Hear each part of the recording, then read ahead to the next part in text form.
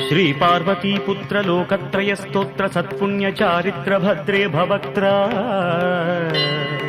మహాదంత కాత్యాయనీ పుత్ర స్వామి శివ సిద్ధి విఘ్నేశ్వరా నీదు పాదంబు నీ చారు జంఘంబు నీ నాభి గంభీర రంధ్రంబు నీ పీనవక్షంబు నీ కంబు కంఠంబునన్ నీ రత్నహారంబు నీ చంద్ర ఖడ్గంబు నీ నాలుగు హస్తంబులు